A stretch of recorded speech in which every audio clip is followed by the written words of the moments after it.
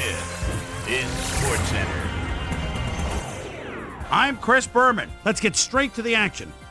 In our first game this week, we had the Giants edge their way to a narrow 3-point win.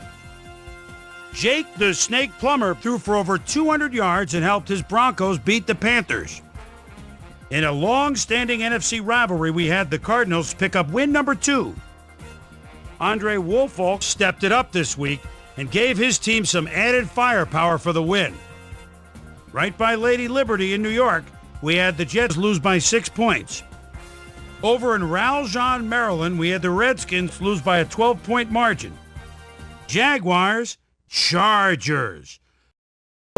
Kevin Slice and Dyson was definitely a key as he was able to work his way open for a big one here. The Chargers go on to win this by the final score of 41-7.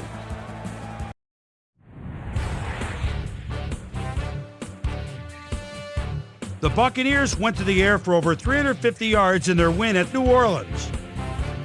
The Patriots won at home and will stay home for next week's game when they meet the Seahawks. Dan Kreider had over 50 yards receiving and helped his Steelers beat the Browns.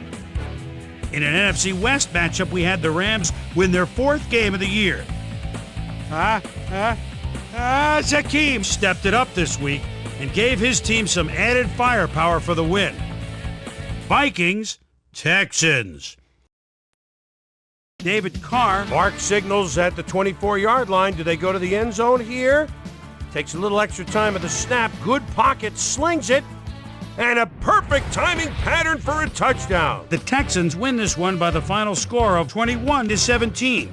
And last but not least, we had the Colts come away victorious. All right, Boomer, thanks. In front of you, we've got the AFC Infirmary Report. And as you can see, they were hit hard this week. Willie McGinnis is probably the one that most leaps out at you. It's a broken arm, and the doctors are saying he'll be out for 10 weeks. In front of you, we've got the NFC list. And as you can see, they could form their own MASH unit. Mike McKenzie sticks out on this list as one of the more costly injuries. Unfortunately, it's a torn ACL, and that'll keep him out for the rest of the regular season. Now we'll move on to our top story of the day. Will Shields will be on the sidelines for a while, and that is not good news for his club. So that'll do it for now. Chris, let's send it back to you. So another week in the books here on ESPN, but what do you say we hand out a few game balls before we go? Here's my primetime players.